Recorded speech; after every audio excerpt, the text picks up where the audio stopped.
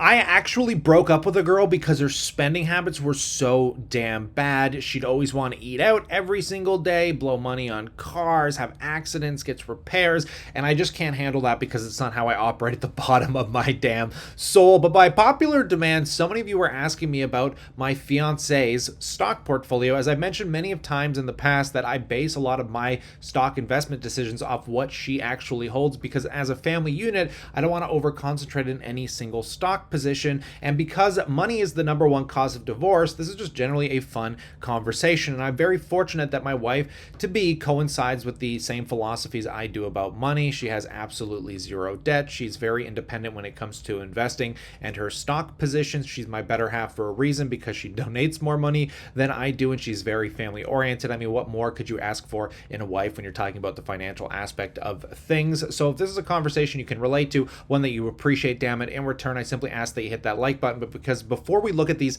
17 stock positions we have as kind of a family unit here, let's take a look at my own personal portfolio, combining TFSA, RSP, everything kind of coming condensed into this wonderful portfolio overview. We are seeing some pretty good rallying into the beginning of 2023 here, guys. My recent position in TSM has been skyrocketing. I'm up like almost 10% on that position already. I hope it slows down because I want to put like a lot more into it. 20 grand to start the year off in that position. Not the worst thing I've done so far this year, but we can see, guys, that I got my VDY, my VOO, my SCHD, just to give any newer investors a well-rounded idea of what I currently hold. Is I'm not going to be talking about the exact dollar amounts that my wife-to-be holds, because obviously she's a little bit more private. We can see the portfolio is only down 1.6% to start the year since I've been cost averaging into these positions, which is just absolutely amazing. I just got to do like one more minor investment into something to get back over 11,000 in annual dividends, which we did receive a pretty large check of over $500 from VDY to kick off January. So very nice start to the year with some extra capital to invest just from the dividend income. But I want to shout out that if you want to support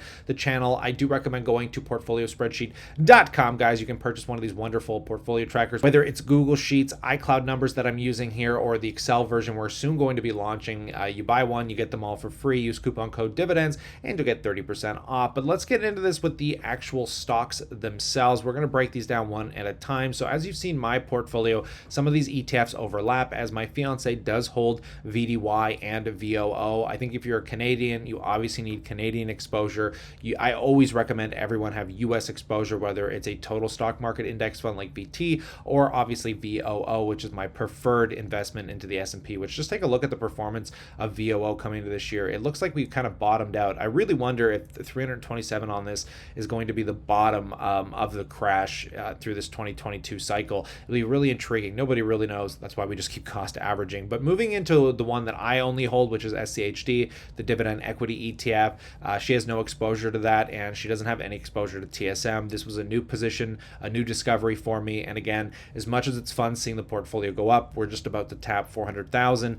I'd rather it come back down, as I really aggressively want to buy some more positions in these stocks. So like I said, it's you get rich when they're down, not when they're up. But let's get into her stock, starting on the US side of the border here, guys. She does have exposure to Apple, and we'll take a look at the 5-year of this, because I think it's important to premise that these aren't stocks that we just bought in the last year. A lot of the positions she picked up, she started her primary chunk, like the large chunk of these positions, during the March 2020 crash. This is when we really started heavily investing.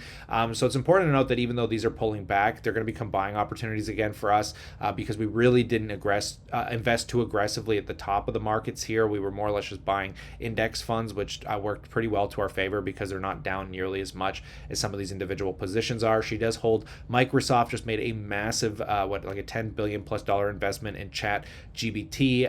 It's starting to become intriguing that there's AI platforms that could actually potentially be competition to Google in the future, but I'm really confident Google's working on their own platforms that are in similar reference to what these AI ChatGPT beta.openai are doing. As I currently mess around with a lot of these AI platforms, they're not perfect, but you can really feel that we're in the beginning stages of what's going to be something incredible probably in the next 5 to 10 years. Now, to most people's surprise, as much as I sell my individual stocks, she's still holding her Facebook shares. I got out of Facebook between 200 and 220 a share. She's a ride or die investor. She does believe in this company long term, and she accumulated most of her positioning in Meta stock around 150 to about 180 a share. So she's actually doing still fairly well with this position, though she's probably slightly down. If anything, it's a continuation continued buying opportunity.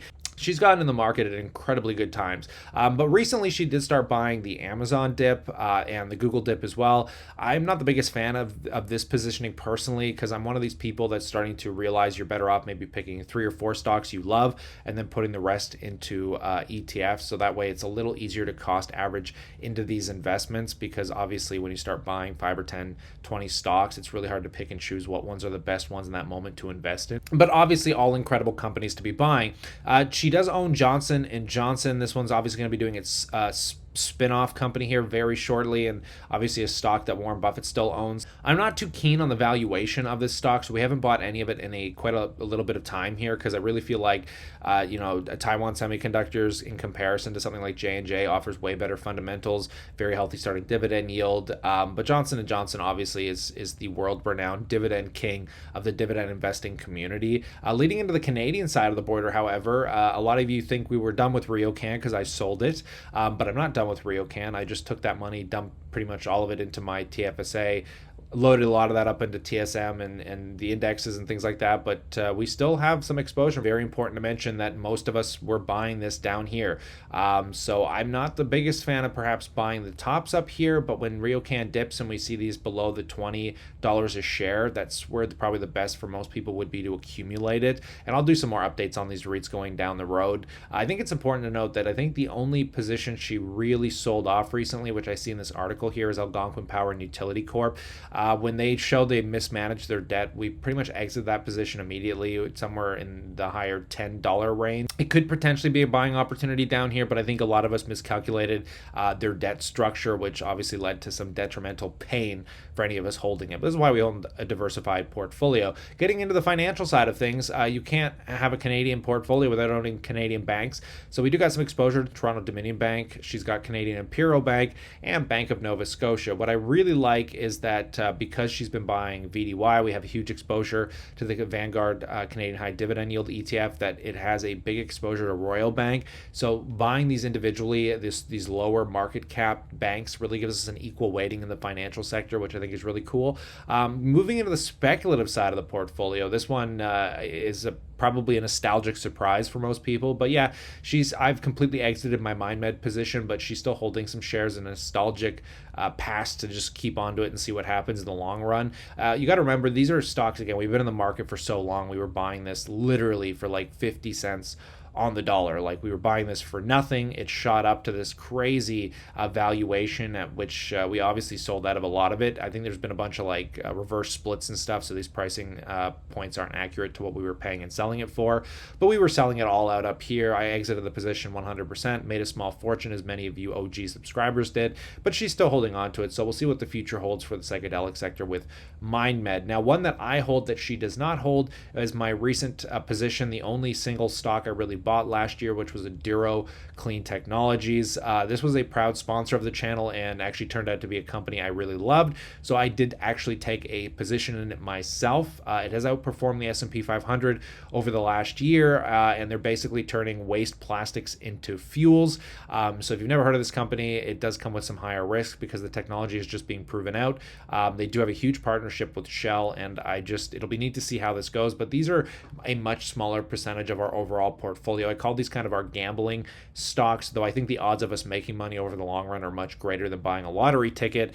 These are just companies that are smaller cap, more volatile, more speculative in nature because they don't have cash flows today, so we do mitigate them to be much smaller percentages. But again, you don't have to put big money in these. Like, you throw 500, $1,000 at it, these are easily companies that could 10 to 50x in the future, right? So the little bits can become lots, and if I lose $500 or $1,000, it's not the end of the world, right? And then finally, we should talk about the Bitcoin position. Now, when it comes to the crypto market, I have been fairly bearish. After getting in at some of the peaks, not really making a whole lot of money into it, I did end up exiting at a pretty good time at around $21,000, $22,000 a Bitcoin, at which it currently sits about $17,500. But my fiance, we've been using platforms to make free cryptocurrency, like free Bitcoin, through Shakepay and a lot of these Canadian platforms that didn't go under with FTX, thank God. And we're holding all of it in secure wallets. It's not like we're just free ranging this through a bunch of centralized platform. So we do have, we do own Bitcoin in the fashion that it should be owned, as the true decentralized asset. The only true decentralized